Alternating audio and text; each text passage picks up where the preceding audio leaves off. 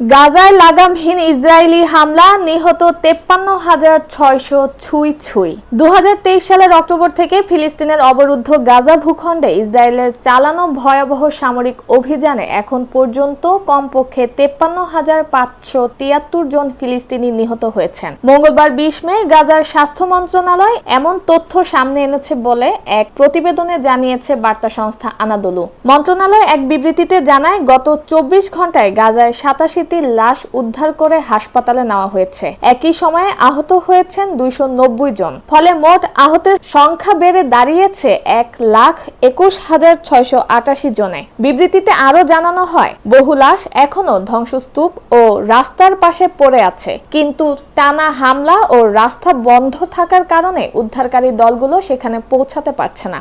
গত 18 মার্চ যুদ্ধবিরতি ও বন্দি বিনিময়ের সমঝোতা ভেঙে দিয়ে ইসরায়েল ফের পূর্ণমাত্রায় হামলা শুরু করে গাজায়। এরপর থেকে শুধু এই সময়ে 3,487 জন ফিলিস্তিনি নিহত হয়েছেন এবং আহত হয়েছেন আরো 9,647 জন। এর আগে চলতি বছরের জানুয়ারিতে গাজায় একটি স্বল্পমেয়াদী যুদ্ধবিরতি কার্যকর হয়েছিল, যার মাধ্যমে দুপক্ষের মধ্যে বন্দি বিনিময়ও হয়, কিন্তু ওই সমঝোতা খুব বেশি দিন স্থায়ী হয়নি। গত বছর নভেম্বরে আন্তর্জাতিক অপরাধ আদালত গাজায় যুদ্ধাপরাধ ও মানবতা বিরোধী অপরাধের অভিযোগে ইসরায়েলের প্রধানমন্ত্রী বেঞ্জামিন নেতানিয়াহু এবং সাবেক প্রতিরক্ষা মন্ত্রী ইয়োভ গ্যালান্টের বিরুদ্ধে গ্রেপ্তারি পরোয়ানা জারি করে। এছাড়া ইসরায়েলের বিরুদ্ধে গাজায় গণহত্যা চালানোর অভিযোগে আন্তর্জাতিক বিচার আদালতে একটি গণহত্যা মামলা এখনো চলমান রয়েছে। এই মামলায় মূল আবেদনকারী দেশ হচ্ছে দক্ষিণ আফ্রিকা।